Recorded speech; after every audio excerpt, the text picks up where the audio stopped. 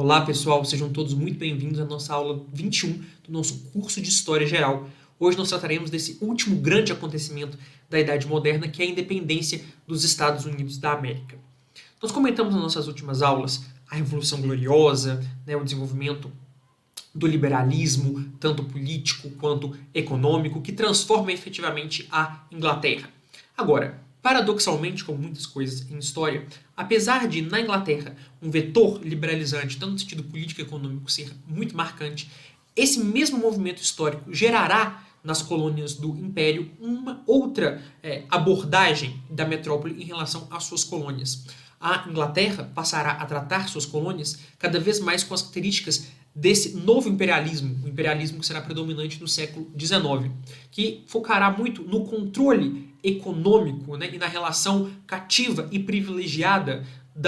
do mercado consumidor das colônias em relação à metrópole para exportar esse seu mercado e capitalismo industrial emergente. Efetivamente é isso que acontece com as colônias americanas, as 13 colônias de colonização britânica na costa atlântica da América. Você tem, então, efetivamente, colônias britânicas que tinham a sua característica de autogoverno, a sua autonomia local frente à metrópole, apesar de seguir as leis da metrópole, elas sempre viveram com os seus costumes governativos locais, tal como é a tradição política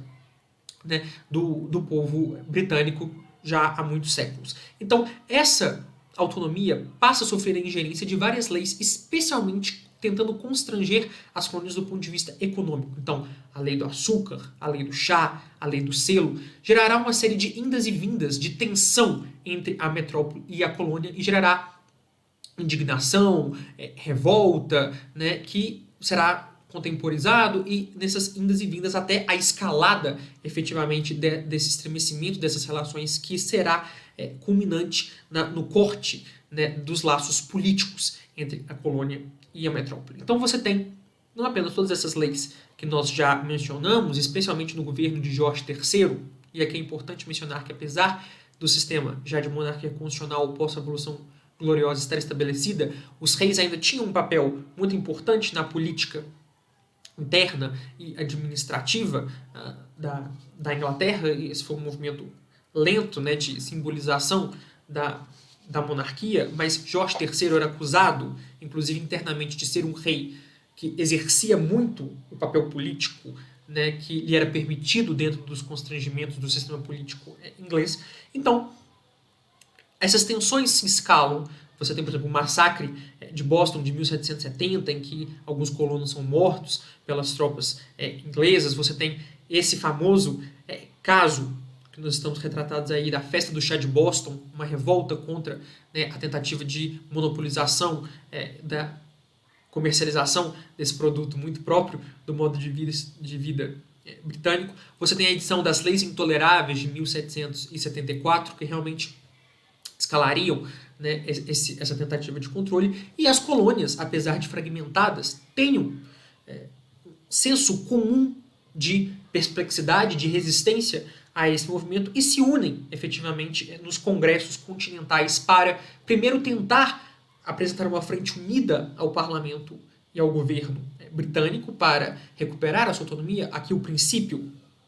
no taxation without representation, ou seja, a resistência a que o parlamento britânico, que não tem representação eletiva das colônias, legisle especialmente sobre tributação. E perceba que tributação é exatamente um daqueles grandes direitos protegidos lá desde a Magna Carta, especialmente na Declaração de Direitos da Revolução Gloriosa de 1788, a impossibilidade de cobrança pelo governo de tributos sem a aprovação parlamentar, que em tese é uma forma de aprovação popular. Esse mesmo princípio é trasladado para os colônios, que avocam ele para si a necessidade de acomodação da obediência legal a uma forma de representatividade política dos governados. É claro que esse ambiente é profundamente influenciado pelo iluminismo, inclusive pelo iluminismo próprio britânico, as ideias de John Locke, do liberalismo político, de ideias proto-democráticas aqui será muito forte. Então, essa ideia de representação é especialmente forte e os congressos continentais terão isso em mente, até que efetivamente no segundo congresso continental, em 1776, em 4 de julho de 1776, há efetivamente uma declaração de independência, porque é impossível, aos olhos dos colonos, continuar contemporizando com essas tentativas que eles falam muito de tirania. E aqui existe até um paralelo entre a doutrina e a ideologia política, né, do final do século XVIII com as teorias clássicas, né, da democracia ateniense, tal como nós estudamos numa das nossas primeiras aulas, de resistência aos tiranos, né, e aos sistemas que não comportavam a representatividade dos cidadãos. Então você tem, na Revolução Americana, no processo de independência das colônias que surgirá os Estados Unidos da América, exatamente esse vetor que resume o liberalismo político do iluminismo do século XVIII muito bem, com a ideia de representação, a ideia de governo limitado, a ideia de rule of law, né, de obediência aos procedimentos legais, de direito de resistência, de direito natural, né, de apelo a uma legislação que provenha da razão e da ordenação do cosmos, independente, né, das autocracias, né, do desejo do monarca, que estarão efetivamente sacramentados na Declaração de Independência. E eu gostaria de compartilhar com vocês exatamente um trecho desse preâmbulo da Declaração de Independência que resume muito bem todo esse processo político e essa ideia iluminista do final do século XVIII, que animou não apenas a Revolução Americana, mas animará também as outras revoluções liberais que nós estudaremos nas nossas próximas aulas. Então nós temos aqui uma parte desse preâmbulo que é exatamente a materialização de todas essas ideias. Foi escrito que consideramos essas verdades como evidentes por si mesmas, que todos os homens são criados iguais, dotados pelo Criador de certos direitos inalienáveis, que entre estes estão a vida, a liberdade e a procura da felicidade, que a fim de assegurar esses direitos, governos são instituídos entre os homens, derivando seus justos poderes do consentimento dos governados, que sempre que qualquer forma de governo se torne destrutiva de tais fins, cabe ao povo o direito de alterá-la ou aboli-la e instituir novo governo, baseando em tais princípios e organizando-lhe os poderes pela forma que lhe pareça mais conveniente para realizar-lhe a segurança e a felicidade. Então, todos aqueles princípios que nós estudamos do iluminismo, de engenharia institucional, de racionalismo em detrimento de uma ideia dos governos como derivações divinas ou obrigatórias pela tradição, né, pela forma tradicional de sociedade, esse direito natural que é marcado, né, por esses direitos inalienáveis, ou seja, que independem da vontade do Estado, que são aí claramente retirados de Locke, a vida, a liberdade, a procura da felicidade, né? Locke também diria direito de propriedade, que também seria muito preservado, né, na Revolução Americana. Então você tem esse documento como a síntese de todo essa cosmovisão de mundo liberal política, liberal econômica e iluminista, e efetivamente os Estados Unidos serão o país que melhor encarnarão esse Estado, inclusive ao longo dos séculos seguintes. Efetivamente, após a declaração de independência, há uma guerra de independência. Essa guerra de independência é travada contra, né, as tropas britânicas. É muito importante aqui uma ajuda que proveio do governo da França. O governo de Luís XVI financia e auxilia com meios essa revolução americana. Isso gerará, inclusive, consequências econômicas para a França, que estudaremos sobre as causas da Revolução Francesa. Mas você tem, efetivamente, essa rivalidade Inglaterra e França sendo explorada aqui a favor dos colonos. E, efetivamente, inclusive, a diplomacia francesa, que levará ao reconhecimento da independência dos Estados Unidos pela Inglaterra no Tratado de Paris de 1783, que é quando é reconhecido, efetivamente, a independência. Inicialmente, os estados, as colônias, agora libertas, cada uma é um estado, porque cada uma é uma colônia autônoma que se libertou da metrópole, e elas formam uma confederação. Essa confederação dura certo tempo, mas não atinge os objetivos necessários da organização e da promoção do desenvolvimento necessário para essa emergência de um Estado livre na América. Então você tem a transformação da confederação em uma federação e o desenvolvimento da forma federativa de Estado, a Constituição dos Estados Unidos, que começa de forma famosa como We the People, nós, o povo, que estabelece uma Constituição com uma forma federativa de Estado, ou seja, que preserva a autonomia dos Estados. É uma federação muito forte, inclusive em que o direito civil, o direito penal continua a cargo dos Estados membros da federação, mas também avança com o desenvolvimento, né, de um sistema presidencialista de bicameralismo, né, forma de separação de poderes, lá Montesquieu,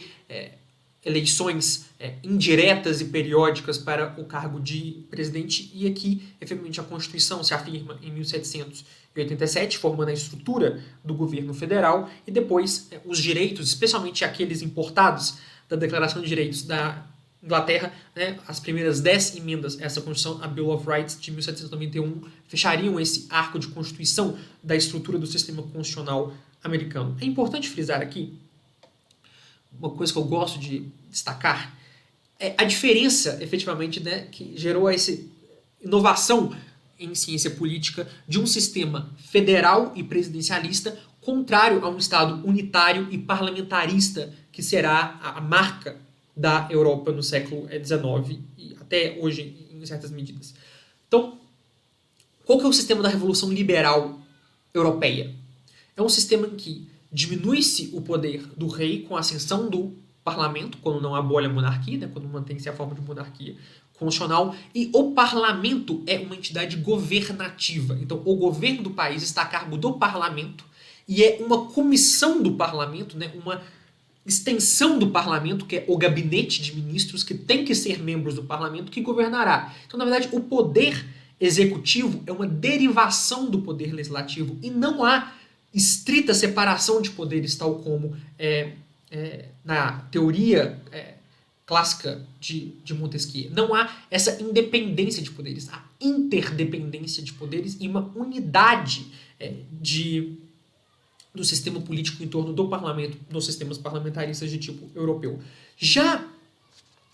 nos Estados Unidos se desenvolve um outro sistema, um sistema em que realmente o poder executivo não está firmado no parlamento, está firmado em um executivo independente e apartado e legitimado de forma direta, né, pela eleição separada, apesar de nos Estados Unidos ser uma eleição indireta, né, dos delegados dos estados, mas existe um processo de eleição autônomo em relação à eleição do parlamento, então que legitima esse poder executivo, e esse poder executivo, na verdade, tem características muito mais imperiais do que mesmo as monarquias constitucionais ou as repúblicas parlamentaristas que se mantiveram na Europa. E por que isso é possível e isso casa com o sistema de liberalismo político? Porque nos Estados Unidos, pela federação ser muito forte, o efetivo governo do dia a dia das pessoas, especialmente nesse início da nação americana, está a cargo dos governadores, dos governos locais. Então, o presidente cuida de uma administração federal muito diminuta, com competências muito restritas, né, com questões mais de organização da defesa e de organização, né, de uma legislação nacional, mas que está muito restrita do ponto de vista até da Constituição, daquilo que seria constitucional fazer legislação a nível federal. Então você tem a eletividade e transitoriedade como uma forma de limitação e o federalismo como uma forma de limitação. Isso só seria alterado, né, com efetivamente o New Deal, né, com a superação nos Estados Unidos do paradigma absoluto de Estado liberal e o reforço até econômico, né, até de impostos do poder econômico dirigente do governo federal nos Estados Unidos após, né, o período entre guerras, que efetivamente dará ao presidente um controle político muito mais acentuado. Mas então o presidencialismo coloca no presidente, né, essa legitimação de dirigência da nação, que só é compatível com o liberalismo por causa da sua transitoriedade e por causa do forte federalismo do país que surgiu esse sistema de governo. Quando transportado esse sistema para outros países, como por exemplo o Brasil, em que não é uma federação tão forte, você tem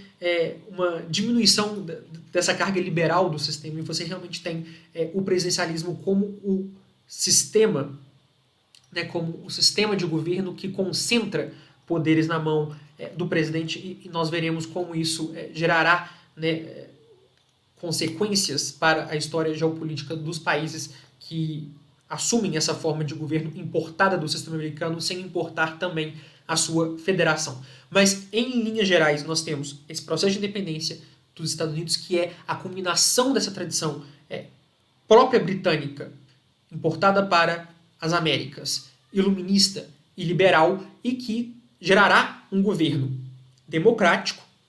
republicano e federalista, né, que exportará, inclusive, esse sistema para o mundo após a ascensão dos Estados Unidos como potência, né, no entreguerras, especialmente após a Segunda Guerra Mundial. Esse será um modelo clássico de democracia a ser exportado em detrimento do sistema